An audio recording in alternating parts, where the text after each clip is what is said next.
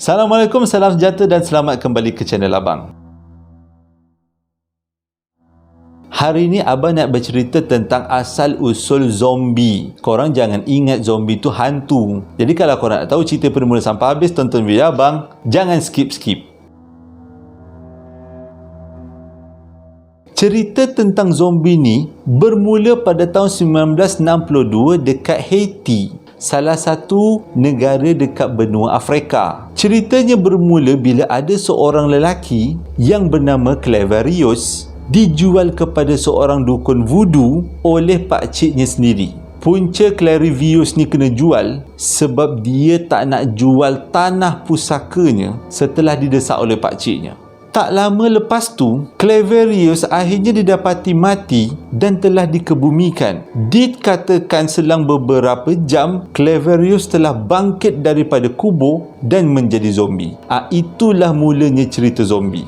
Sejak bangkit daripada kubur, Claverius telah bertugas menjadi petani di salah sebuah ladang tebu di Haiti. Sebenarnya si dukun voodoo ni bukan ada satu zombie je. Bukan Claverius je zombie dia. Dia ada banyak lagi zombie. Dan semua zombie-zombie ni telah digunakan untuk bekerja di ladang-ladang tebu. Dan pada satu hari si dukun voodoo ni akhirnya mati. Dan zombie-zombie ni semua telah bertebaran ke seluruh Haiti selama 16 tahun sebelum mereka semua ditangkap dan dikurung. Kenapa orang panggil dia orang ni semua zombie? Sebab selepas dikuburkan dan dibangkitkan daripada kubur, orang-orang ni semua tak ada perasaan. Apa yang dibagi, dimakan. Ditanya macam mana, apa pendapat, dia tak boleh bagi. Diajak berborak, dia tak tahu. Dia diam aja. Yang dia tahu arahan untuk bekerja. Sejak itu, golongan-golongan ni dipanggil golongan zombie. Ada seorang saintis daripada Harvard telah datang ke Haiti untuk menyiasat perkara ini. Betul ke orang-orang ni zombie? Mayat yang bangun daripada kematian. Si saintis telah berjumpa dengan beberapa orang dukun voodoo untuk mempelajari macam mana dukun-dukun ni menjadikan manusia-manusia ni jadi zombie. Rupa-rupanya si dukun-dukun voodoo ni telah memberikan ubat-ubatan tertentu kepada lelaki-lelaki ni dan menukarkan lelaki-lelaki ni daripada manusia normal kepada zombie, di mana diorang tak ada perasaan, hanya tahu bekerja, tak kisah makan apa, diam, kalau tak diarahkan buat apa-apa, tak ada buat apa-apa, diam je. Cara diorang ni semua jadi zombie. Selepas diorang ni semua dijual kepada dukun-dukun voodoo, lelaki-lelaki ni akan diberi satu ubat, di mana ubat ni diperbuat daripada kulit katak bufo dan juga ikan puffer. Campuran ini telah diberi makan kepada lelaki-lelaki yang dah dijual ni tadi, dan lelaki-lelaki ni akan mati sementara.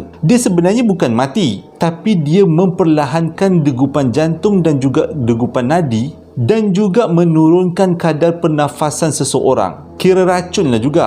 Selepas mereka ni semua didapati tak bergerak sebab jantung pun dah slow, nafas pun dah perlahan, diorang ni semua akan dikuburkan. Konon-kononnya dah matilah, tapi sebenarnya belum mati lagi. Cuma dia punya kadar metabolisme ataupun pernafasan jantung dia rendah. Selepas dikuburkan, diorang semua akan dibangkitkan semula, dikeluarkan daripada kubur selang beberapa jam. Kalau lebih-lebih sangat nanti putus nyawa pula diorang. Sesak nafas dalam kubur, mana ada oksigen. Selepas dibangkitkan, keadaan badan diorang akan sangat lemah dan mereka akan diberi makan rumput Jimson, di mana rumput ini akan bertugas untuk membuatkan diorang ni semua gila, lupa tentang perkara-perkara yang lepas dan akan ikut apa yang diberitahu saja. Dan selepas proses ni lengkap, mereka semua akan dijual atau diarahkan untuk bekerja di ladang-ladang dan mereka akan bekerja tanpa bantahan, dan ini memudahkan orang-orang yang membeli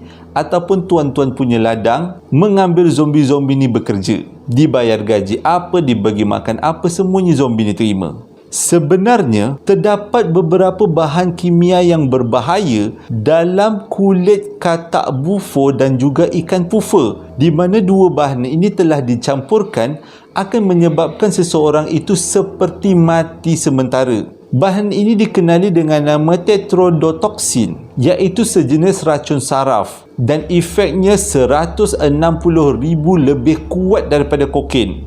Campuran ini juga boleh menurunkan suhu badan selain daripada menurunkan kadar pernafasan dan juga kadar degupan jantung. Dan orang yang mengambil racun jenis ini selalunya akan seperti mati ataupun koma. Rumput Jimson pula ada 3 bahan kimia yang ada dalam rumput ni, iaitu entropin, hyoscyamin dan scopolamin.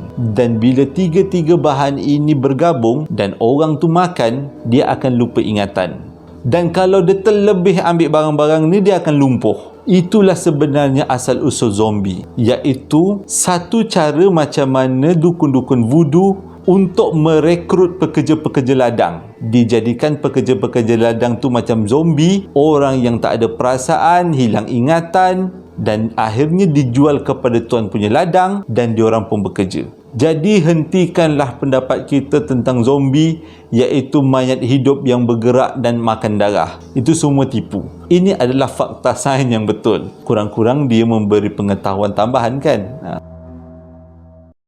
Terima kasih sebab dah menonton video abang daripada mula sampai habis. Abang harap cerita zombie ni akan memberi pengetahuan pada korang. Sebarkan pada orang lain, cerita dekat orang lain yang zombie ni sebenarnya bukan mayat hidup. Diorang adalah manusia yang telah dilupakan ingatan dan dipaksa bekerja di ladang-ladang, dan ulah ini sebenarnya dilakukan oleh dukun-dukun voodoo yang ada dekat Haiti. Terima kasih sebab dah menonton video abang daripada mula sampai habis. Hingga berjumpa lagi dalam posting abang yang akan datang. Assalamualaikum warahmatullahi wabarakatuh.